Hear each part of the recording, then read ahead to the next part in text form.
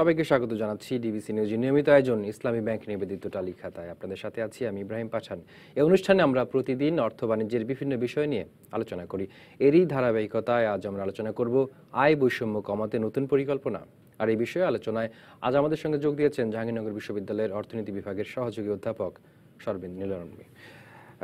অধ্যাপক শর্বিন নীলরম্বী, আমাদের এই অনুষ্ঠানে আপনাকে স্বাগত জানাচ্ছি। আমরা আজকে যেমনটি ঠিক করেছি বিষয় আলোচনা আয় বৈষম্য কমাতে নতুন পরিকল্পনা। তো ইতিমধ্যে সরকারের উচ্চ তরফ থেকে এবং সব জায়গায় এটা বোঝা হয়ে গেছে যে আমাদের একটা আয় বৈষম্যের মধ্য দিয়ে আমরা যাচ্ছি এবং নতুন পরিকল্পনার কথা ভাবা হচ্ছে। আসলে এই যে পরিস্থিতি, এটাকে কতটুকু গুরুত্বপূর্ণ মনে করছেন আমাদের? এটা তো ভাবতেই হবে, এটা তো গুরুত্ব না দিয়ে ভাববার কোনো সুযোগ নেই। কথা হচ্ছে যে আয় বৈষম্যের কথা আমরা দীর্ঘদিন ধরেই বলছি। ধরেন ষষ্ঠ পঞ্চবার্ষিক পরিকল্পনা থেকে যখন সপ্তম পঞ্চবার্ষিক পরিকল্পনায় আমরা গেছি, যখন আমাদের প্ল্যানিং ডকুমেন্টগুলো তৈরি হয়েছে, এবং আপনি জানেন যে জিইডি যখন প্ল্যানিং ডকুমেন্টগুলো প্ল্যানিংটা করে তার আগে তারা বিভিন্ন ধরনের বিভিন্ন সেক্টরাল ব্যাকগ্রাউন্ড ডকুমেন্ট করে এবং এগুলো আপনি ওয়েবসাইটে পাবেন। এবং এই ডকুমেন্টগুলো কিন্তু সত্যি সত্যি দেশের কি পরিস্থিতি বিভিন্ন সেক্টরে সেটা তুলে ধরে। কথা হচ্ছে যে এই যে লার্নিং, আমাদের এই যে শিক্ষণ, বিভিন্ন ধরনের ডকুমেন্টগুলো পড়ে সেক্টরাল যে শিক্ষণগুলো, এগুলোকে আমরা মূল ডকুমেন্টের মধ্যে সন্নিবেশিত করতে পারছি কিনা, এবং যাও বা আমি পরিকল্পনা করলাম পঞ্চবার্ষিক পরিকল্পনার মধ্যে, সেটা সঠিক কর্ম পদ্ধতি প্রয়োগ করে কর্মকৌশল অবলম্বন করে 5 বছরে আমি সেটা বাস্তবায়ন করতে পারছি কিনা, এইখানেই হচ্ছে চ্যালেঞ্জটা থেকে গেছে। তবে পরিকল্পনার কোনো বিকল্প নাই এবং এই চিন্তাগুলো অবশ্যই অগ্রগণ্যভাবেই আসতে হবে। আমরা এখন সপ্তম পঞ্চবার্ষিক পরিকল্পনা অতিক্রম করছি, কিন্তু এই অবস্থায় আমরা দেখতে পাচ্ছি যে অতি ধনী মানুষের সংখ্যা বৃদ্ধিতে বাংলাদেশ প্রথম এবং বলা হচ্ছে এই হার বৃদ্ধিতে তৃতীয়। এটি আসলে কি আমাদের জন্য সুখবর নাকি উদ্বেগজনক, কি মনে করেন? বাংলাদেশ তো অনেক দিক থেকে ভালো করছে। বাংলাদেশ মিডল ইনকাম 2014-তে 2024-এ যদি কোনো শক না থাকে আমাদের, তাহলে আমরা পার হয়ে যেতে পারবো, হচ্ছে আমরা লোয়ার মিডল ইনকাম থেকে মিডল ইনকাম ক্লাসে চলে যেতে পারবো। বিষয়টা হচ্ছে আয় বৈষম্য বাড়ছে এবং আপনি যেটা বললেন যে আমাদের 10% ধনীর সংখ্যা অনেক বেড়ে গেছে এবং কিছু কিছু রিপোর্টে বলছে যে এই সংখ্যা দ্রুততম হারে বাংলাদেশে বাড়ছে। এখন এটা আয় বৈষম্যকে বাড়িয়ে ধনীর সংখ্যা বাড়ানোতে আপনি আসলে সামাজিক বৈষম্যটা তো তীব্রতরই করছেন এবং সেখানে শেষ অবধি সমাজের জন্যই তো আমরা সকল কিছু করি এবং ইনক্লুসিভ গ্রোথ, সবাইকে নিয়ে ভালো থাকার যে সুযোগ সেটা ঘটে না। ফলে এই জায়গাটায় আসলে শুভ কিছু দেখা যায় না। কারণ কি, আপনি এই যে ধরেন উপরের মানুষজন, উপরের ধনী ব্যক্তিগুলো আরো ধনী হচ্ছেন, তার নিচের যে মানুষগুলো তারা কিন্তু আরো তাদের জীবনযাত্রার মান কিন্তু কমে যাচ্ছে। অনেক সময় নাও হতে পারে, বেড়ে গিয়েও বৈষম্য বাড়তে পারে। আমাদের দেশে আমাদের দেশে সেটা হয়নি। আমাদের দেশে যেটা হয়েছে, আমাদের যে রিয়েল আয় যেটাকে বলি আমি, যেটা দিয়ে আমি বাজারে গিয়ে রিয়েল জিনিসপত্র কিনতে পারি, আমার রিয়েল আয় কিন্তু গত 6 বছরে কমেছে। ফলে আমার ধনীর সংখ্যা বাড়াতে জিডিপি বেড়েছে, আমার ইকোনমি এখন ডোমেস্টিক ইকোনমি $275 বিলিয়ন উপরে, কিন্তু আমার বটম 40%, নিচের যে 40% মানুষ, তাদের আয় বৈষম্য শুধু বেড়েছে তা না, তাদের নিজেদের অবস্থান থেকে নিজেরা আরো দরিদ্রতর। আপনি যে কথাগুলো বলছিলেন এই অবস্থা কতটা তীব্রতর, এ নিয়ে আমাদের একটি প্রতিবেদন হাতে আছে, আমরা একটু প্রতিবেদনটা দেখতে চাই।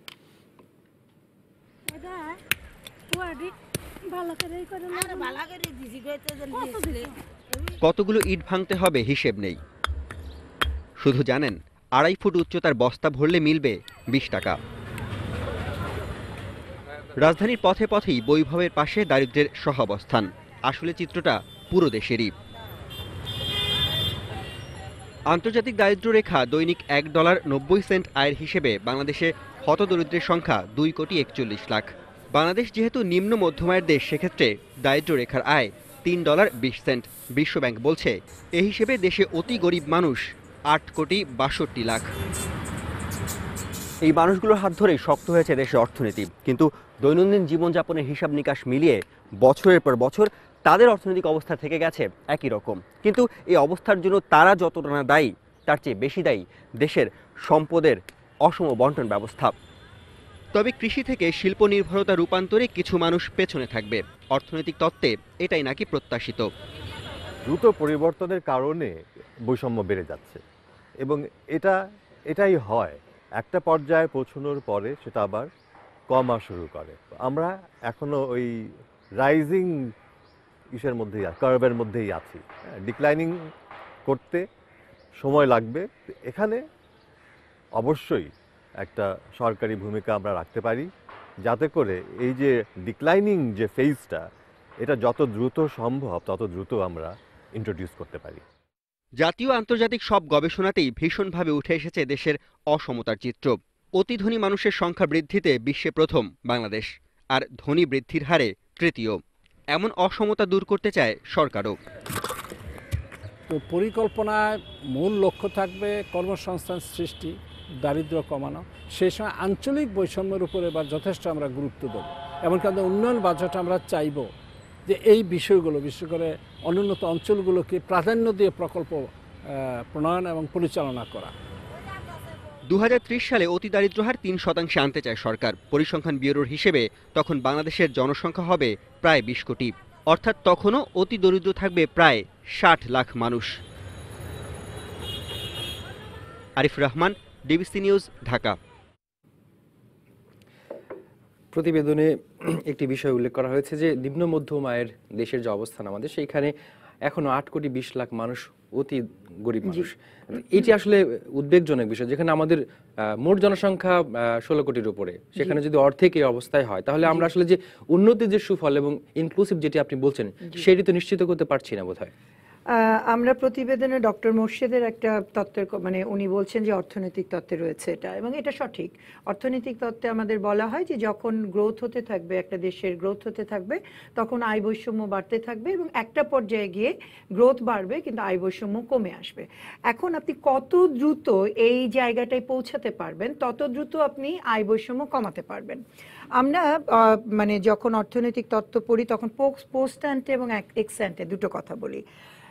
ধরেন শিল্প বিপ্লবের পর থেকে যে সমস্ত দেশ উন্নত হয়েছে, তাদের উন্নয়নের অভিজ্ঞতা তাদের দ্বারাই নির্মিত হয়েছে। এখন আমি যখন উন্নয়নের কথা বলি, আমার কিন্তু অন্যান্য দেশে আয় বৈষম্য কিভাবে বেড়েছে এবং তারা কিভাবে কমেছে সেই অভিজ্ঞতার সহ কিন্তু আমি উন্নয়নে যাচ্ছি। অর্থাৎ আমি আর চোখ বন্ধ করে কোনো ধরনের উন্নয়নের পথ অবলম্বন করতে পারি না। আমার জানা আছে এখন অন্যান্য দেশে আয় বৈষম্য কিভাবে কমিয়েছে। এখন এই তত্ত্ব বলে পার পাওয়ার কোনো সুযোগ নাই। অর্থাৎ আমি খুবই দ্রুত যদি ব্যবস্থা নেই, আমি উন্নয়নের সাথে সাথে এই আয় বৈষম্যের হার কমিয়ে ফেলতে পারি।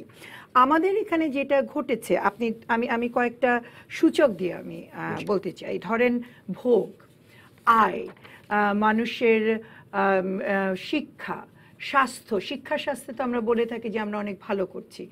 এই বিষয়গুলো যদি আলাদা আলাদা ভেঙে দেখি, তাহলে একটু বুঝতে পারবো যে আমরা আসলে দরিদ্র মানুষ কোথায় আছেন এবং উপরের মানে কত আয় বৈষম্য আমাদের বাড়ছে।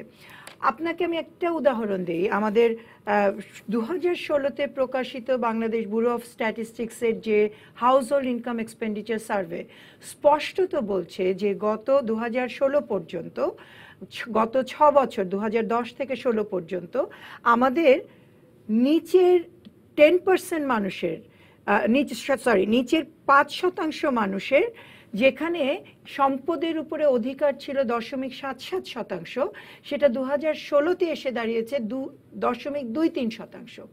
তার মানে হচ্ছে আমি এই 6 বছরে আমার নিচের দরিদ্র যারা, তারা প্রায় 2/3 তাদের ইনকাম শেয়ার হারিয়ে ফেলেছে। তাহলে আপনি বুঝতে পারছেন যে ব্যাপক সংখ্যক মানুষ, এই দরিদ্র মানুষ সম্পদহীনতার মধ্যে দিয়ে গেছেন, এবং এই সম্পদহীনতা আবার আরেকটা শ্রেণীর মানুষের জন্য আপনার নিচের 40% মানুষের কিন্তু একই অবস্থা হয়েছে। উপরের 10%, বিশেষ করে উপরের 5% মানুষের হাতে এই আয়টা পুঞ্জীভূত হয়েছে। এবং আপনি জিজ্ঞাসা করেছিলেন প্রথমে যে এটা কি ভালো না খারাপ। আমি তাহলে আপনার শিক্ষা এবং হেলথ আউটকামে যদি বলি, প্রথমে স্বাস্থ্যের আউটকামে বলি। হ্যাঁ, আমাদের যে আমি যদি দুটো সূচক নেই, যে 5 বছরের নিচে শিশুর মৃত্যু হার এবং নতুন জন্মগ্রহণ করা মানে একদম সদ্য প্রসূত যারা, তাদের মৃত্যুহার যদি নেই, তাহলে দেখব যে এই মৃত্যুহার কমছে। কিন্তু আপনি যদি অ্যাক্রস ইনকাম লেভেল, আপনি যদি বিভিন্ন ধরনের আয়ের মানুষের মধ্যে এই বৈষম্যটা দেখেন, তাহলে দেখবেন যে দরিদ্র মানুষ এই সুবিধা থেকে, মানে তাদের শিশুর মৃত্যুর হার এখনো যারা ধনী তাদের শিশুর মৃত্যুর হারের চাইতে অনেক বেশি। আপনি যদি অ্যাক্রস তার মানে অর্থনৈতিক সুবিচার আমরা পাচ্ছি না, অর্থনৈতিক অগ্রগতি যে সুবিচার, মানে কোন, এবং শিক্ষার ক্ষেত্রেও একই। আপনি 3 থেকে 5 বছর বয়সী বাচ্চাদের অর্গানাইজ শিক্ষা দেওয়ার ক্ষেত্রে দরিদ্র মানুষ অনেক পিছিয়ে আছে, যদিও এনরোলমেন্টের ক্ষেত্রে সমান সমান। একটা বিষয় জানতে চাই যে আমরা সাংবিধানিকভাবে আমরা সমাজতান্ত্রিক, আমাদের এই ফিলোসফিটি আমাদের সংবিধানে বলা আছে, এবং অনেক সময় বলা হয় যে সমাজতন্ত্র সরাসরি আমরা যদি প্রয়োগ করতে নাও পারি, ওয়েলফেয়ার ইকোনমি সেটা পশ্চিমের বিভিন্ন দেশে আছে, সেইটা তো প্রয়োগ করা যায় এবং এর উদাহরণও দেওয়া আছে, তারা ভালো আছে। তো আমরা তো সেই পথেও যেতে পারছি না। তাহলে তো আমরা আসলে আমাদের যে একটি আদর্শ আছে, রাষ্ট্রের যে আদর্শ, সেই আদর্শ থেকে বিচ্যুত এখন আমরা। দেখেন, এটা তো নতুন কোনো কথা নয়। সমাজতন্ত্র আমাদের স্বাধীনতার মূল যে 4টা যে সংবিধানের যে ভিত্তি, তার একটা। এবং এখান থেকে তো আমরা শুধু আমরা না, সমাজতন্ত্রের মৌলিক যে মানে প্র্যাকটিস হিসেবে যে সমস্ত দেশ করেছে, আমি মার্ক্সীয় তত্ত্বের কথাই যাচ্ছি না, সেখানে তো বিতর্ক আছে যে মার্ক্সীয় তত্ত্বের সাথে সোভিয়েতের মডেল, চায়নার মডেল, কিউবার মডেল সাযুজ্যপূর্ণ কিনা, এই বিতর্ক তো আছেই। আমি যদি যে সমস্ত দেশ ঘোষণা দিয়ে প্র্যাকটিস করেছেন সমাজতন্ত্র, তাদের কথাও বলি যে সেখানেও মার্ক্সের তত্ত্বের সাথে একটা বিচ্যুত আছে। সেখান থেকেও বা যদি দেখি, সেই সমাজতন্ত্রের প্র্যাকটিস তো আমাদের দেশে কোনো সময়ই ছিল না। বাজার নিয়ন্ত্রণ করেছে, কিন্তু এক ধরনের সেন্ট্রাল প্ল্যানিং তো সবসময় ছিল। কারণ বাজারের উপরে ছেড়ে দেওয়া, কোনো দেশই কিন্তু বাজারের উপরে ছেড়ে দেয়নি। এই যে কল্যাণ অর্থনীতির কথা বলছেন, অথবা আপনি যদি স্ক্যান্ডিনেভিয়ার কথা মাথায় রেখেই তো আমরা বলছি না এই মডেলটা, সেখানেও একেবারে সেন্ট্রাল প্ল্যানিংই কিন্তু কার্যকর এবং বাজারের উপরে অনেকখানি আছে, কিন্তু সামাজিক সুরক্ষার পুরো বিষয়টা সরকার দেখে থাকেন। হ্যাঁ, এই জায়গাগুলো আমি কেন করছি না, এটা যদি প্রশ্ন আসে, তাহলে ওই যে উপরের 5% বা 10%কে সার্ভ করবার যে ধরনের রাজনৈতিক বলয়, অর্থনৈতিক এবং রাজনৈতিক বলয়, এর বাইরে তো আমরা কোনো মতে বের হতে পারি নাই। আমাদের আগে মূল কথায় ফেরত আসি, তাহলে আমাদের আগে রাজনীতিবিদরা হাল ধরতেন, মানে রাজনীতি দীর্ঘদিন করার পরে ওনারা দেশযন্ত্রের হাল ধরতেন। এখন ব্যবসায়িকরাই রাজনীতি এবং সেই রাজনীতিবিদরাই দেশের হাল ধরছেন, মন্ত্রী হচ্ছেন, এমপি হচ্ছেন এবং বিভিন্ন প্রফেশনাল সংগঠনে ওনারাই নেতৃত্ব দিচ্ছেন। না, এতে যদি দেশের মঙ্গল হয় তাহলে তো সমস্যা নেই, তাহলে কোনো সমস্যা নাই। কিন্তু এই তো বললাম যে আমাদের তথ্য কি সেটা বলছে, আমাদের তথ্য তো বলছে যে নিচের যে সমস্ত মানুষজন আছেন তারা সেই সুবিধা থেকে বঞ্চিত। শুধুমাত্র নিচের মানুষ না, আয় বৈষম্য শুধু সকলের মধ্যে আছে তা নয়, আপনার নারী পুরুষের মধ্যে আছে, আপনার বিভাগগুলোর মধ্যে আছে, আপনার সেক্টর প্রোডাকশনের সেক্টরগুলোর মধ্যে আছে, গ্রাম এবং শহরের মধ্যে আছে। এবং এই বৈষম্যটা আসলে চলমান রেখে আপনি সোশ্যাল সেক্টরের আউটকামে কোনো ভালো কিছু পাবেন না। অধ্যাপক শর্মিন নিলম, যে আমরা যে বিষয় নিয়ে আলোচনা করছি তার কারণ খোঁজার চেষ্টা করবো একটা বিরতির পর এসে। দর্শক, ইসলামী ব্যাংক নিবেদিত টালিখাতা দেখছেন, আলোচনার বিষয় আয় বৈষম্য কমাতে নতুন পরিকল্পনার সঙ্গে থাকুন।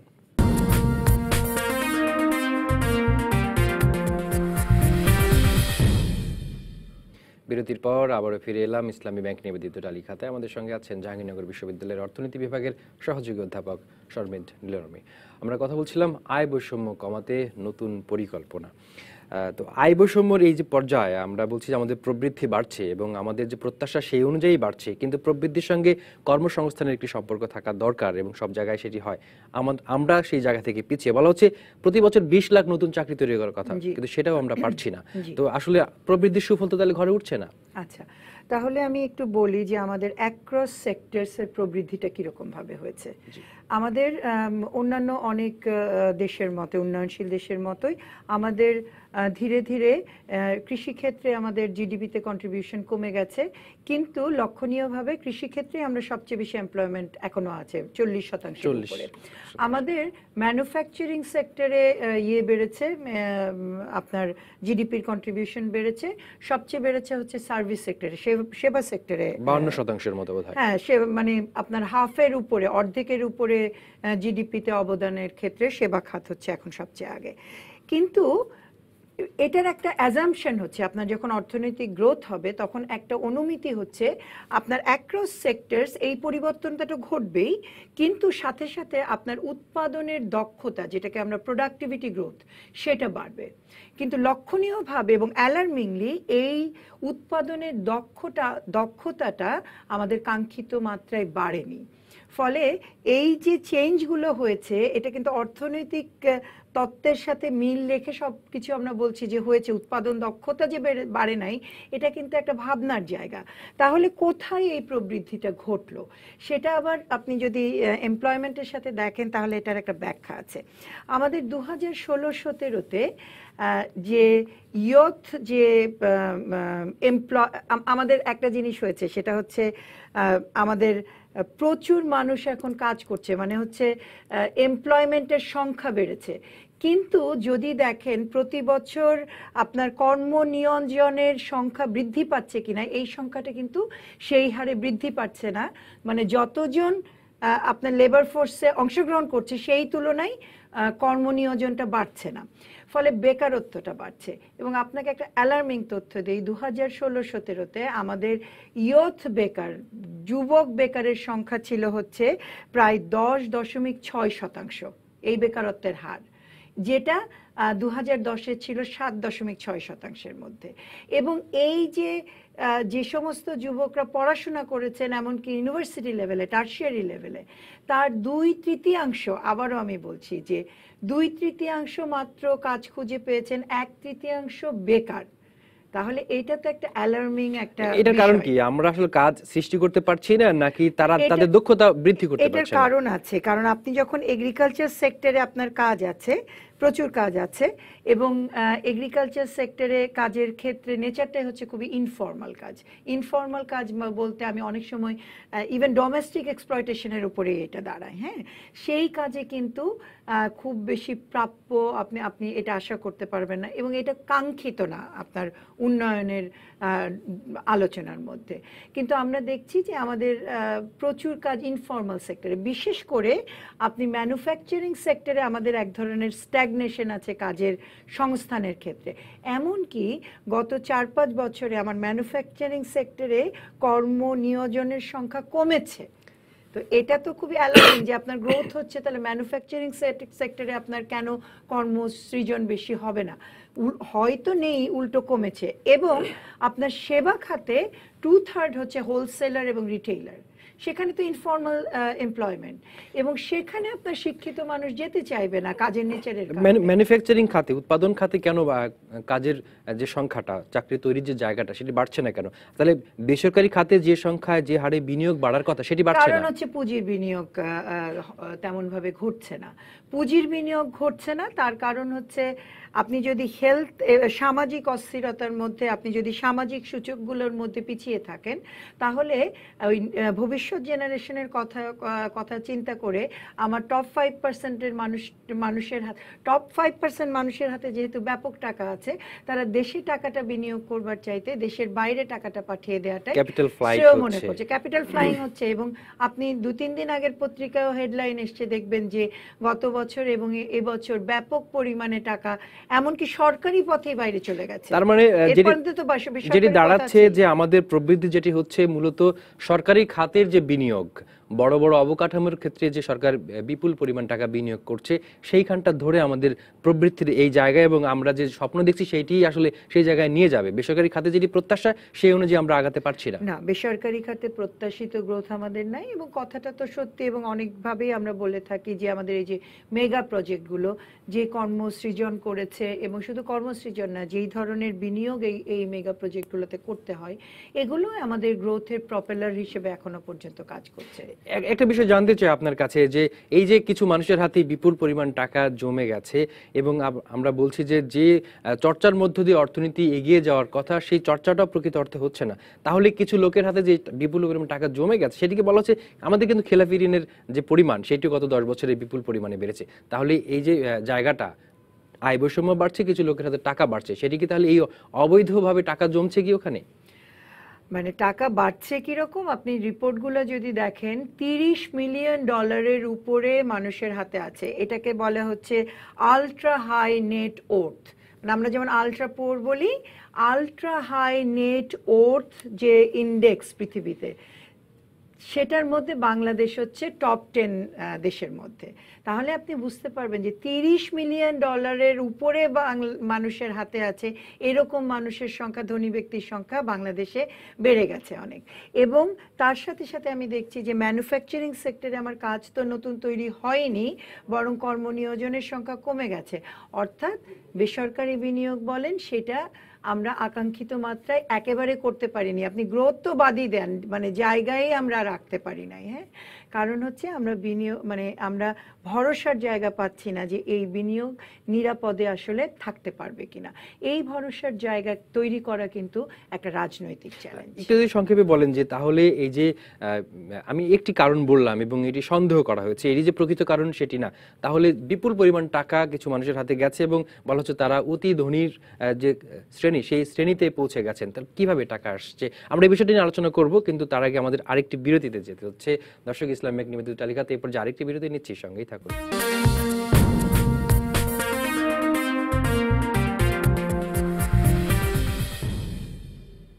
বিরতির পর আবারও ফিরে এলাম ইসলাম ব্যাংক নিবেদিত তালিকাতায়। আমাদের সঙ্গে আছেন জাহাঙ্গীরনগর বিশ্ববিদ্যালয়ের অর্থনীতি বিভাগের সহযোগী অধ্যাপক শর্মেন্দ্র নীলর্মী। আমরা কথা বলছিলাম আয় বৈষম্য কমাতে নতুন পরিকল্পনা।